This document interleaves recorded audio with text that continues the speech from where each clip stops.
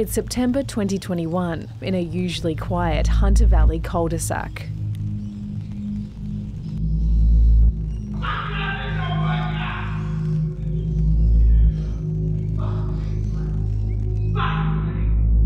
This man, who we'll call Jake, lives with schizophrenia and an intellectual disability. For almost a year, he's lived in a group home run by Evolution Support Services, or ESS. Jake's carers should be trained to safely diffuse a situation like this.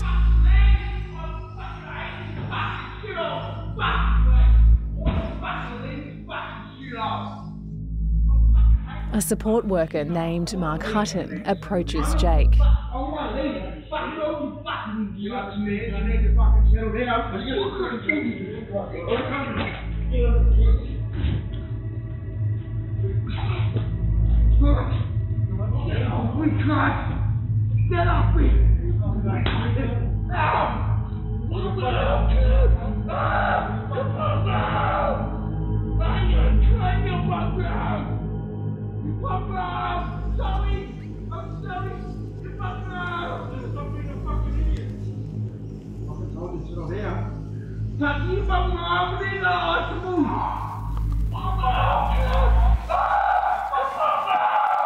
Former ESS support worker Daniela Tangulu was in the house that day.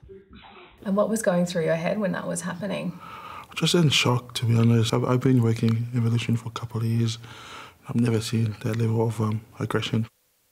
Violence, abuse and neglect are endemic in the disability support system. Unfortunately, what we're seeing here are people who have managed to get into the system who are maybe not there to care. Daniela Tangulu received a banning notice from the NDIS watchdog for failing to intervene. He fought the order and still works as a carer. After the incident, ESS moved the worker, Mark Hutton, to another home. I'm very disappointed of how this whole thing was dealt with. Like, Mark should obviously be disciplined and let go from the job. Evolution Support Services is among a group of companies providing security and other services that expanded into disability support 9 years ago. So most of their staff were security guards, which enabled Evolution to branch into the disability sector in a unique way. ESS employs a number of disability support staff who care for people with the most complex needs, people with intellectual disabilities, some with a history of violence. It shocks me that an organisation that's in the security business is now being asked to provide therapeutic supports to people with disabilities. Clinical psychologist Keith McVilly is a leading disability expert. He's been an advisor to the NDIS Quality and Safeguards Commission.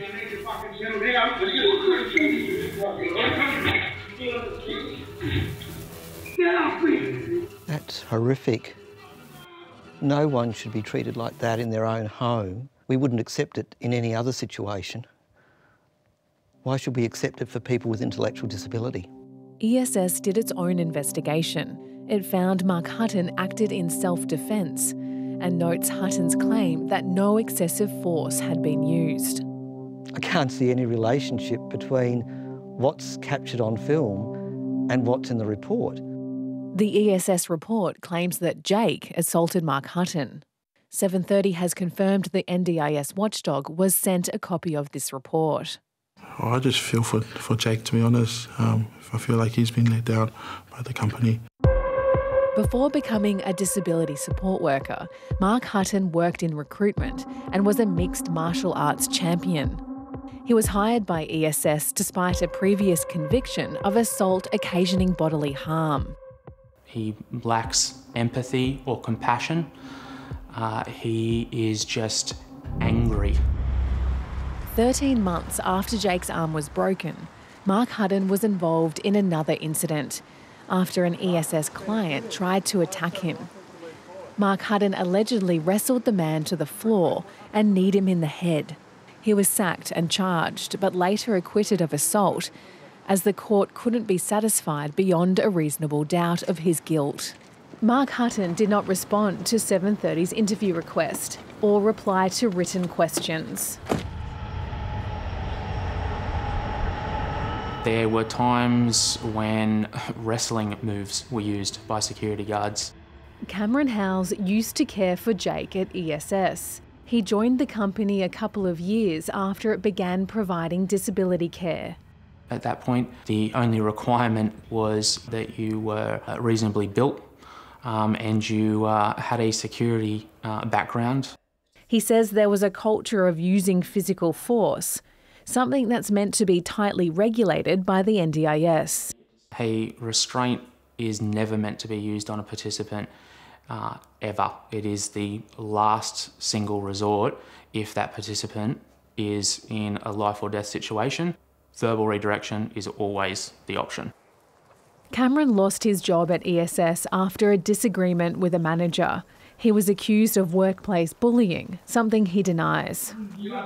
When he saw this video last year, Cameron decided to blow the whistle. Jake will always focus on critical parts in his life, things that have happened, and he'll relive those daily. They're part of his delusions, why he screams, why he shouts. They've introduced a new trauma that he will be with forever. 7:30 has obtained another video showing ESS staff tackling a man in their care. How did those people who are being treated that way respond? They would become agitated at every small thing. It's like a family member abusing their child. It's sad. So in that circumstance, what would best practice be?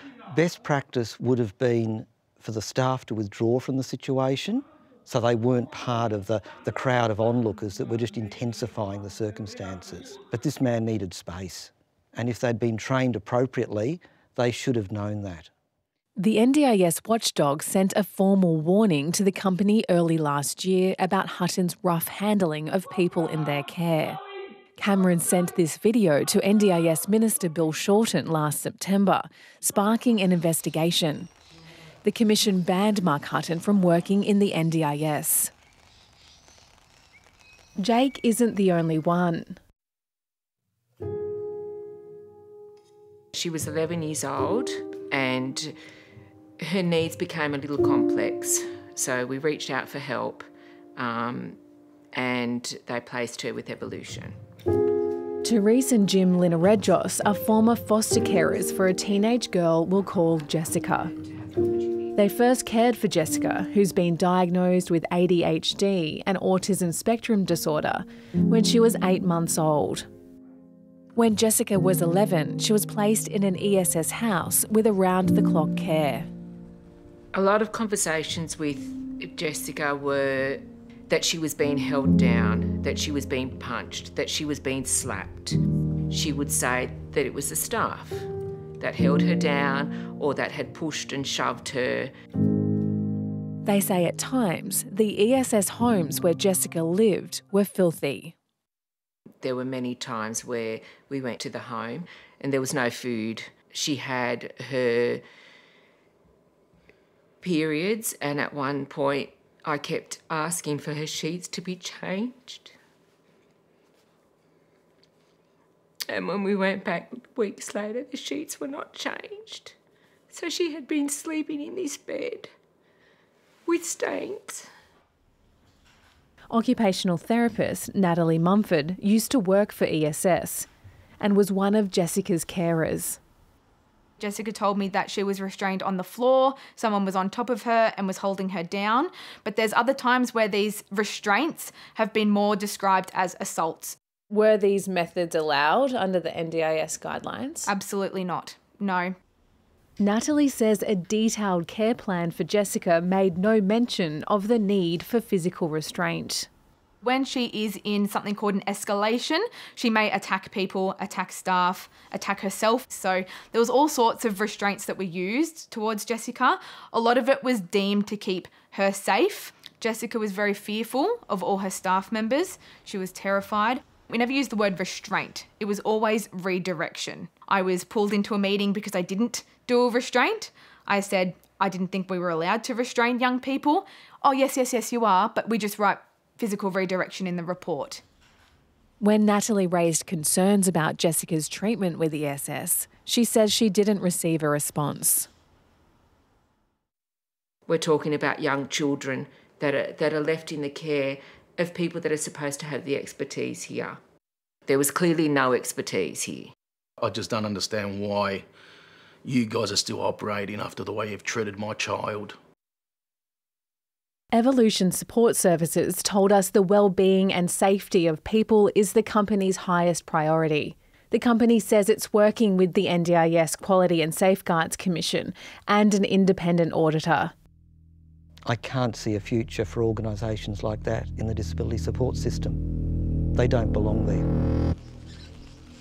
After 3 years with ESS, Jessica is now with a different provider. I'm very concerned for anybody else that is still in ESS. They're vulnerable people. They don't have families that can speak for them, and it takes people on the inside to recognise that these things are not okay and to speak up. Jake still lives in an ESS home. Everything possible was given to try and get Jake away from that company, and the watchdog for the NDIS has failed, and he is still there. The NDIS regulator says further action is being considered against Mark Hutton. It says Evolution often provides services when no other provider is available. The Commission continues to monitor the company and says it's satisfied with its progress so far. Should ESS have been banned? Yes, they should have had their accreditation immediately removed just from that video. This man is going to, in the days and weeks and months and years ahead, live in fear for what might happen to him.